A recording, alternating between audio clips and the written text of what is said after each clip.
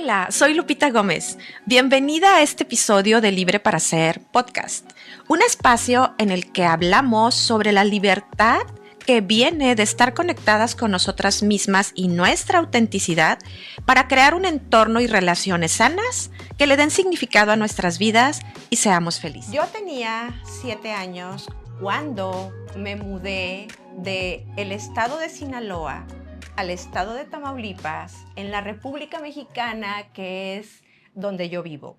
Recuerdo que cuando yo vivía ahí antes de mis 7 años, nunca había experimentado o no me sentía identificada con el miedo. Era una sensación que yo no reconocía o con la que no estaba familiarizada. Mi papá trabajaba en una empresa paraestatal y una de las prestaciones que él tenía era que teníamos una casa en el campamento de la empresa. Este campamento estaba completamente bardeado y tenía una sola entrada, por donde entraban y salían los coches, que era la portería. Y repetidamente le llamaba el portero a mi papá para decirle que ahí estaba su hija, o sea, yo, con su bicicleta, porque el campamento estaba en una loma, en una montaña, y yo acostumbraba deslizarme con mi bicicleta desde la parte más alta de la montaña, la casa que estaba en la parte más alta, hasta la parte más baja, que era la portería, y ahí iba yo bajando como loca, sin miedo, con la libertad, experimentando ser la niña más arriesgada, y recuerdo esa sensación en mi cuerpo de que todo estaba bien, de que nada podía detenerme, y yo era esa niña que no sabía que existía el miedo. Esos recuerdos están súper claros en este momento en mi mente porque hace unos meses el miedo se apoderó de mí, se apoderó de mi cuerpo, porque ustedes saben que yo acostumbro todas las mañanas, como una de mis prácticas de muy temprano por la mañana, escribir. Y en mi diario yo escribí, recuerdo, en esa temporada en la cual sentía mucho miedo, poner en la parte superior de la hoja 2 preguntas. Una de las preguntas era, ¿cuándo fue la primera vez que sentí miedo? Y la segunda pregunta fue, ¿quién era yo antes de eso? Y recuerdo llenar hojas y hojas, y dentro de esas hojas apareció esta película. Recordar esos años en los cuales yo era una niña completamente segura, arriesgada, en la cual no sentía miedo. El año pasado viví una pérdida de uno de los seres más queridos en mi vida, que fue mi hermano. Y cuando estamos atravesando un duelo, sí o sí, tu sistema nervioso se altera. Tu cuerpo entra en modo supervivencia y hay emociones que son muy difíciles de regular. Para mí, esa fue el miedo. Había un patrón que se estaba repitiendo en mi familia, y ese patrón era que después de 36 años, mi hermano estaba muriendo de la misma enfermedad que murió mi papá, aproximadamente en la misma edad que muere mi papá.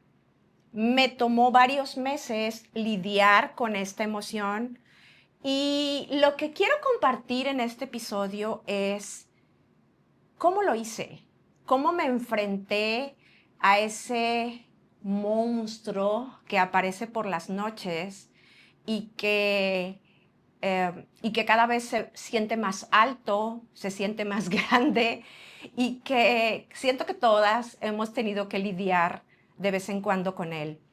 Este fue el contexto con el que yo tuve que trabajar con él. El contexto fue la vivencia de una pérdida de un ser querido, mi sistema nervioso alterado, una emoción desbordada por recuerdos, por historias, por el trauma de un recuerdo en la historia de mi familia, y aparecen esos temores y esos miedos de que me pueda suceder a mí.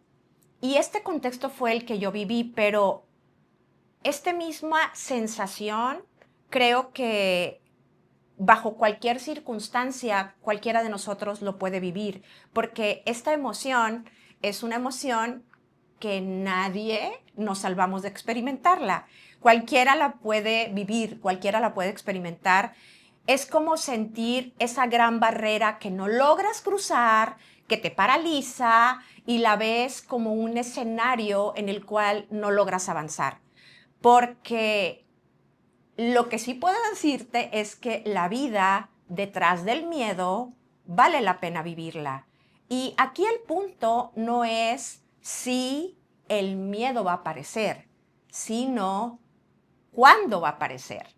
Y quiero compartirte cómo fue que yo lidié con esta temporada de mi vida en la cual el miedo se apoderó de mí.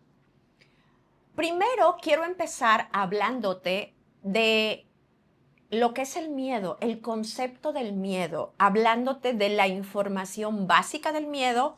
Démosle información a nuestra mente, porque cuando nuestra mente empieza a entender, hay alivio. Se siente alivio al comprender conceptos, al comprender la teoría básica. Primero, ¿qué es el miedo? El miedo es una emoción natural y humana que aparece cuando nosotros percibimos un peligro, percibimos una amenaza, aunque sea real o sea completamente imaginaria. Y ojo, el miedo no existe por sí solo.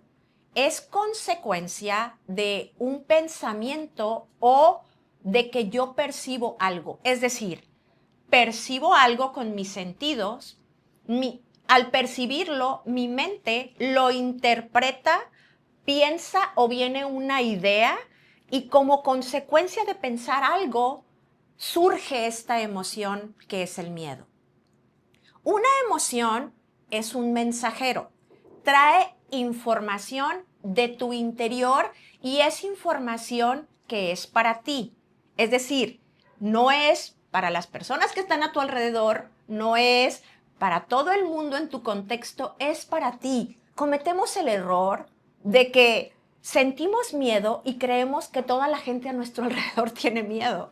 Es como cuando una mamá tiene frío y le quiere poner un saco al hijo que no tiene frío. Es exactamente lo que pasa con nosotros. Tenemos pánico y queremos que todo mundo reaccione de la misma manera como estamos reaccionando nosotros, pero cada quien debe de hacerse cargo de sus propias emociones, porque eres tú la que está sintiendo miedo. Y el miedo es consecuencia de algo que estás pensando, está en tu mundo emocional. Tu cuerpo te dice, esto es lo que siento, trae información, esto es lo que siento, tú decides qué hacer con esto. El cuerpo viene, te trae la información y tú decides qué hacer con esa información. Entonces, el miedo no decide. Quien decide eres tú. Ese es el primer concepto. 2. El miedo tiene una función, así que pierde la esperanza a que el miedo desaparezca. Fue creado con un objetivo. Existe para algo. En lugar de querer que el miedo desaparezca, pidamos ser mejores gestores del miedo. La función del miedo es protegernos. Es una alarma de nuestro sistema nervioso. Te avisa que algo puede estar amenazando tu bienestar físico, tu bienestar emocional o tu bienestar social. Si tú estuvieras en una casa y esa casa empieza a incendiarse y tú no sales corriendo apanicada, algo está mal.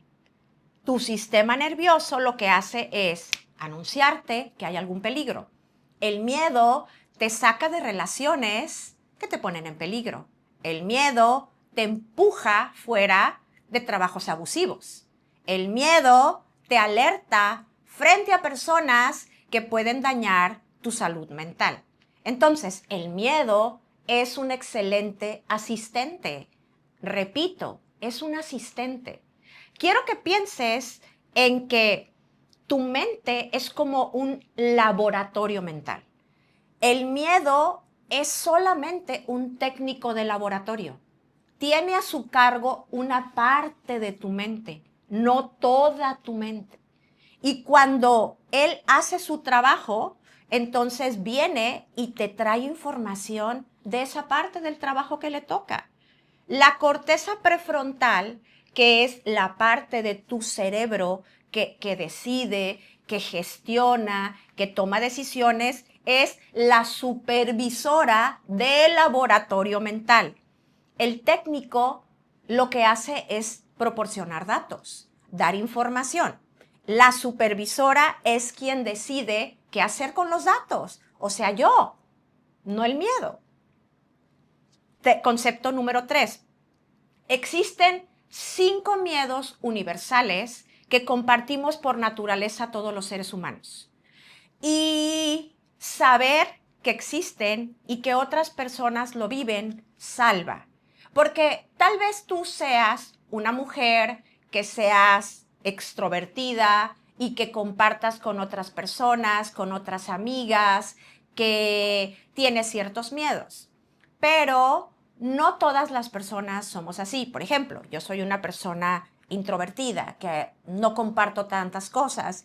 Y si tú eres así, puede que hayas estado pensando y que hayas tenido experiencias en las cuales te sientas aterrada porque tienes que tomar decisiones y no las puedes tomar, porque te sientes insuficiente ante una realidad que estás viviendo en tu vida, porque no ves la salida ante algo que estás viviendo. Y cuando esto está sucediendo, creemos que somos las únicas personas que estamos viviendo ante esta experiencia, pero no es así. Entonces, quiero platicarte de 5 miedos que por el simple hecho de ser seres humanos compartimos y tal vez te sientas identificada. Número 1, el miedo a la muerte. Es completamente normal, es un impulso de supervivencia. Por eso hay personas que tienen miedo a subirse a un avión, miedo a subirse a un crucero, miedo a tirarse de un paracaídas. ¿Por qué? Porque es un miedo a la muerte. Algunas veces, algunas más, algunas menos, pero es un miedo completamente natural. 2, miedo a ser desaprobadas. Es completamente normal porque en nuestra infancia y en nuestra historia de vida tenemos una necesidad de pertenecer a una tribu, de que exista un grupo de personas con las cuales nos sintamos identificadas y que nos amen y que pertenezcamos a esa tribu. Entonces, el hecho de ser desaprobadas es un miedo que todo el mundo compartimos. Tercer miedo, miedo a la soledad. Hay una necesidad como ser humano de pertenecer. En los primeros seres humanos que existieron en esta tierra, era completamente normal que el que se quedara aislado no sobreviviera, se lo comían los leones. Entonces, por naturaleza, quien se aísla tiene mayor probabilidad de no sobrevivir. Por eso es que hay un miedo a la soledad. También miedo al fracaso. Es necesario para todos los seres humanos, ya que están tus principales necesidades cubiertas, lograr cosas, crecer, mejorar. Y el último miedo que compartimos como raza humana es el miedo a lo desconocido. Es decir, el miedo a salir de la zona conocida, porque quiero tener el control, porque quiero estar segura, porque me quiero sentir segura. Y cuando yo salgo de un lugar conocido, entonces es difícil manejarlo para mí. Si tú te sientes identificada con alguno de estos miedos, es completamente normal. Continúa y vamos adelante. El punto aquí es sanar la relación que tenemos con el miedo. ¿El miedo me paraliza o el miedo me impulsa? Existe una diferencia entre un miedo funcional y un miedo disfuncional. El miedo disfuncional es el miedo que paraliza, es el que te bloquea, es el que no te deja actuar, es el que te ahoga.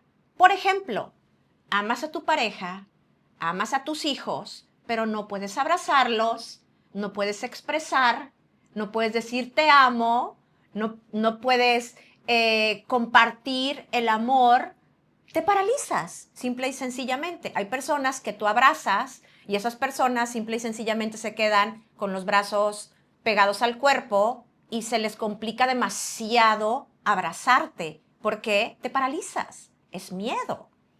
Quieres emprender, pero no das los pasos, te paralizas. Sabes que estás en una relación abusiva y no logras salir de la relación, te paralizas, miedo disfuncional. Ahora, la otra cara de la moneda, miedo funcional. El miedo funcional es aquel miedo que te impulsa, es el que te señala que hay una desproporción entre el peligro que tú percibes y los recursos actuales con los que cuentas y te mueve para que tú te hagas de esos recursos y te prepares. Te voy a poner un ejemplo muy cercano a mí. Tengo una amiga muy querida que hace unos meses atrás a su esposo le descubrieron, le diagnosticaron cáncer de piel. Tenía unas pequitas en la cara y al hacer el diagnóstico, pues resulta que él tenía cáncer de piel. Ella terminó la universidad, es mexicana, su esposo es mexicano, se casan en México, pero por cuestiones laborales a su esposo le ofrecen trabajar en Estados Unidos y ellos desde hace muchos años viven en Estados Unidos y bueno, se mudaron. Por lo tanto, ella deja de ejercer profesionalmente y se dedica a estar con los hijos en casa y él se ocupa de todas las cuestiones financieras. Viene el diagnóstico y obviamente le sobrepasa de momento. El miedo de ella era que él tiene un diagnóstico de cáncer, las probabilidades de que él falleciera por el diagnóstico eran 50 y 50, y entonces ella no tenía la capacidad en ese momento de solventar sus gastos y los gastos de casa. Por lo tanto, había una realidad a la cual tenía que reaccionar. ¿Qué fue lo que hizo frente al miedo?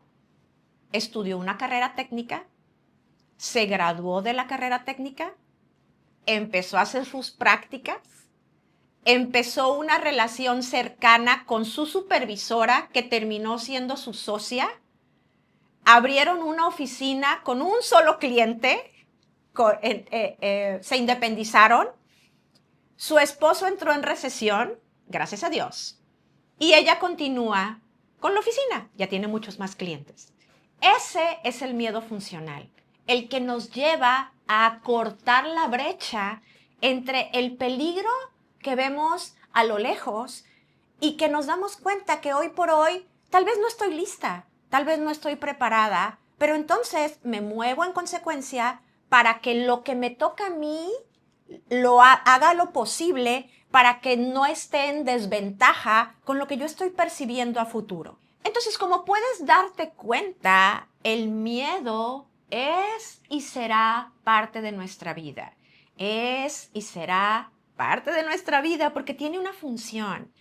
Cuando yo dejé de luchar por erradicar el miedo de mi vida, porque sí tuve un tiempo en el cual tenía una cruzada para eliminar el miedo de mi vida. En algún momento llegué a pensar que tal vez era posible y aprendí a vivir una relación sana con el miedo cuando entendí que el miedo solo era un recurso que podía utilizar a mi favor y sobre todo conocí a mujeres que yo admiraba y que en algún documental, amo los documentales, en algún libro, leía que ellas, a pesar del miedo que tenían, estaban construyendo su objetivo, estaban avanzando en su misión de vida, continuaban atravesando a pesar del miedo. Cuando yo entendí que el miedo puede ser tu compañero, que el miedo puede ir en tu coche, solamente que en la parte de atrás, no manejando, cuando yo pude entender que eso era posible, hubo un clic en mi mente y entendí que iba a ser un pasajero, que iba a ser parte de mi vida, que no me iba a deshacer de él, pero que no era mi enemigo. Al contrario, era solamente el técnico de laboratorio que trabajaba para mí y que me traía información de mi interior para que yo hiciera algo, para que aprendiera de lo que mi interior estaba hablando y que tuviera la capacidad de enfrentarlo y gestionarlo. Hay una TED Talk de Michelle Poler que te voy a dejar en la descripción la liga para que vayas a verla. En su momento se hizo viral, hace muchos años, y fue una súper inspiración para mí, espero que también sea para ti. Se llama 100 días sin miedo. Está genial, ella se grabó enfrentando 100 miedos, que primero fue un documental que empezó de manera personal y luego se hizo viral rapidísimo, pero está genial, me inspiró y espero que te inspire a ti también. Por ahí te voy a dejar en las notas la liga para que puedas verla. Entonces, quiero hablarte de 3 acciones simples que puedes implementar desde ya si te estás topando o si en algún momento llegas a toparte con esta emoción porque algo cambia en tu vida. La vida cambia, las temporadas cambian y hay situaciones en las cuales cuando nuestro sistema nervioso entra en modo supervivencia porque percibe un peligro en el futuro, es completamente normal que el miedo se active. Pero hay 3 cosas que a mí me funcionan, que son probadas y que te pueden ayudar a atravesar esa temporada de la mejor manera, sin que te pierdas, sin que dejes de caminar, sin que sueltes, sin que tires la toalla. Número 1, ¿qué hacer cuando el miedo se presenta? Número 1, no escapo. Escapar te va a dar alivio temporal, pero el problema continúa. Cuando tú regresas creyendo que escapando lo vas a lograr, el problema creció. No esperes que el miedo desaparezca para que tú puedas caminar. Camina a través del miedo. Recuerda que el miedo no domina. Tendemos a generalizar. Cuando vemos al miedo, creemos que el miedo es todo. Pero recuerda que solamente es una parte del laboratorio mental. Es solamente un técnico que te trae información. No es todo tu cerebro. Tu cerebro tiene una parte que es la supervisora, la que ejecuta, la que decide y la que decide cómo gestionar esa información que viene. Tú decides qué hacer con la información que te trae el miedo. Cuando ya te asegures que ese peligro es real, empieza a caminar. Entre menos tiempo pase, mucho mejor. No importa el ritmo, deja de compararte, no voltees a tu alrededor. El error que cometemos en muchas ocasiones es que volteamos a ver a una persona en su año número 10 y tú vas en el año número 1. No te compares con alguien que va en un año número 10. Si tú vas en el año 1, tú tienes tu propio camino y tu único reto es que tú te midas contigo misma. Entonces, es tu ritmo, es tu tiempo, es tu camino. No mides a los lados para compararte. En todo caso, mira para inspirarte. Sigue tu proceso y atraviesa el miedo. No escapes. 2, entiende y siente al miedo. Entender alivia. Por eso me tomé el tiempo en toda la primera parte para hablarte de la teoría. Aparte soy nerd, tú me conoces. Entonces me gusta hablar de teoría, me gusta hablar de conceptos porque sé que eso le gusta a la mente. Entender alivia, pero solamente sentir sana. Sentir es lo opuesto de bloquear. Y muchas de nosotros fuimos educadas para sentir solamente la felicidad, sentir solamente la alegría, sentir solamente lo que nos hace sentirnos bonito y alegres. Y fuimos educadas para bloquear todas las emociones que consideramos negativas, entre ellas el miedo. Pero eso nos deja estancadas emocionalmente. La edad emocional de nosotras es la edad en la que te estacionaste cuando no tuviste la capacidad para poder procesar un evento correctamente. Si tú en tu infancia no se te permitió sentir dolor, te estacionaste en una edad emocional.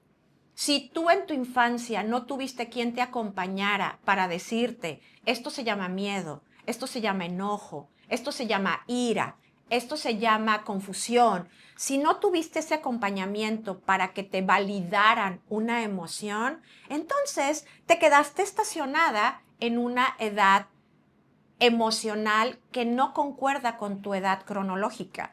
Y si en tu edad adulta se presentan escenarios que vuelven a evocar este tipo de escenarios, entonces refuerzan esa edad emocional y esas carencias y esos faltantes.